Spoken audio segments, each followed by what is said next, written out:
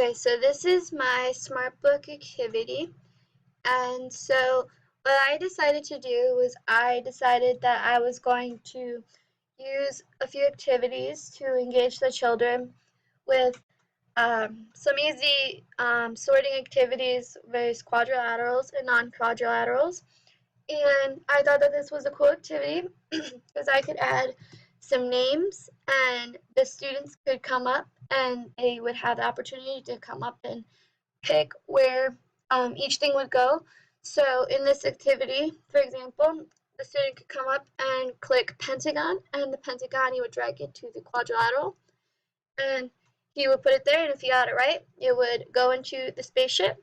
And if he got it wrong, for example, if we took a heart and we put it into the quadrilateral, it would say, nope, that's not it, and it would go back, and the student could go back again. And in this concept, there's only two sections to pick from.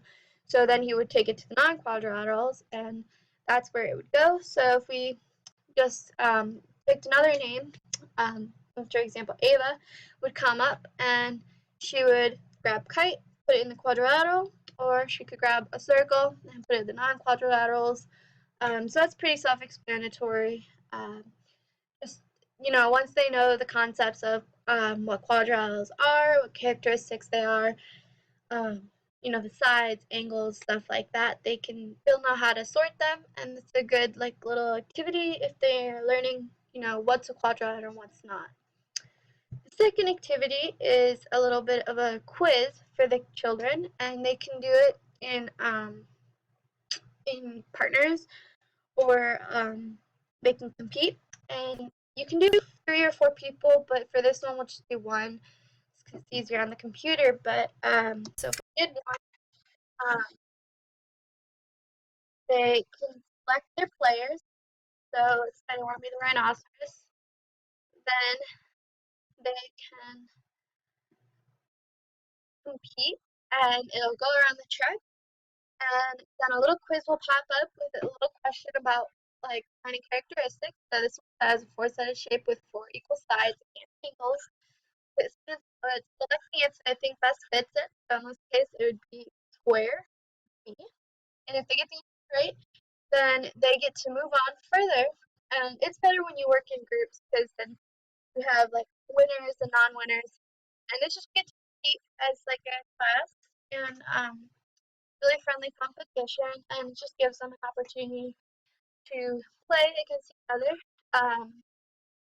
So if it's not wrong, it's okay. Let's say they selected B is the correct answer. If they don't, it doesn't push them further faster, so they won't win, or they'll win better, I guess. So pretty cool activity if they're going to compete, and there's questions for each shape with their defining characteristics such as parallel lines, equal sides, angles, and all of that. And if they don't answer the question, if they run out of time, that's okay. They'll continue to move on, but they just won't get the points.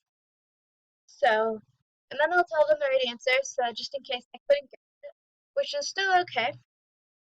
This activity is pretty cool because I could personalize it and just put my own answers with the characteristics. So that's always a good thing for them to do. So they can size, shape, and hopefully they would be able to know shape, and that would be it. And we keep doing this, which should be done. Once we're done, it will show me the answers that the student selected, and if you get them wrong or they struggle to answer it, we go over together and I can help them with their choices, and we can review the answers that they struggled with, and that would be a good review activity if they chose the wrong answer. So that's all I have for today.